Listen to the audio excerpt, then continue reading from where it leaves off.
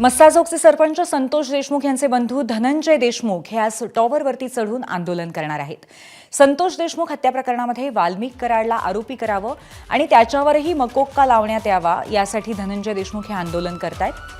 सरपंच संतोष देशमुख यांच्या हत्या प्रकरणी तपासाची माहिती देशमुख कुटुंबियांना दिली जात नाहीये। त्यामुळे संतोष देशमुख यांचा भाऊ धनंजय देशमुख हे आज टॉवरवरती चढून स्वतःला संपवणार असल्याचा त्यांनी इशारा दिलाय।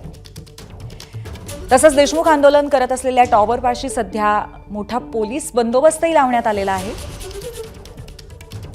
तर अशा पद्धतीने आज आंदोलन घडणार आहे पुन्हा एकदा मस्साजोगमध्ये। एक वैयक्तिक माझ्या कुटुंबाचं असं आंदोलन असेल की जे टॉवर आहे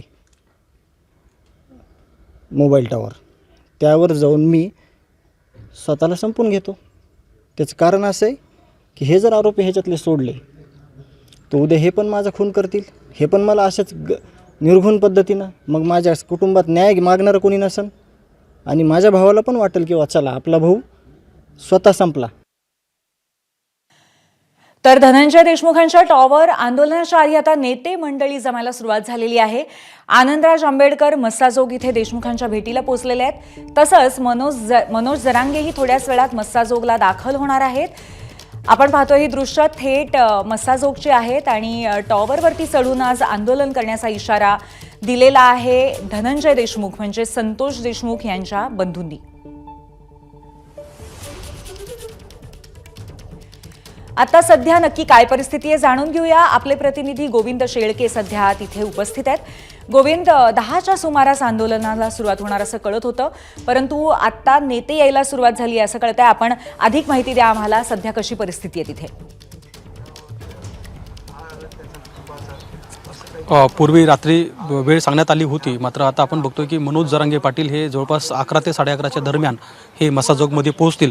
मस्साजोगमध्ये पोहोचल्यानंतर ते धनंजय देशमुख यांना भेटतील। स्वाभाविक आहे की गावकरी मोठ्या प्रमाणात या ठिकाणी जमा झालेत आणि 35 दिवसानंतर म्हणजे आपण घटनाक्रम लक्षात घेतला पाहिजे की 9 तारखेला ज्यावेळी संतोष देशमुख यांची हत्या झाली त्यानंतर खरं तर राज्यभरातील अनेक नेत्यांनी वाल्मिक कराड यांना याच्यामध्ये 302 गुन्हा दाखल करावा अथवा त्यांना मुख्यामध्ये सुद्धा ताब्यात घ्यावं अशी मागणी होत होती। मात्र कुटुंबियातील व्यक्ती पहिल्यांदा समोर आले आणि काल त्यांनी मागणी केली की एकतर CID या प्रकरणाचा तपास जो आहे तो त्यांना कळवत नाही। दुसरी गोष्ट, वाल्मिक कराड यांच्या संदर्भामध्ये अनेक राजकीय नेते बोलत असताना कुटुंबीय मात्र शांतपणे होते। आज काल धनंजय देशमुख यांनी ही जी पहिल्यांदा भूमिका घेतली की वाल्मिक कराड यांना या गुन्ह्यातून बाहेर का ठेवलं जात आहे, आता याची माहिती आणखीही तपास अधिकाऱ्यांनी देशमुख कुटुंबियाला दिलेली नाही आणि हीच प्रमुख मागणी आहे। स्वतः धनंजय देशमुख हे टॉवरवर चढून आंदोलन करणार आहेत। तत्पूर्वी ते मनोज जरांगे पाटील यांची भेट घेतील आणि मनोज जरांगे पाटील हे साधारणतः 11:30 पर्यंत इथे पोहोचतील। त्यानंतर कदाचित या आंदोलनाला सुरुवात होईल।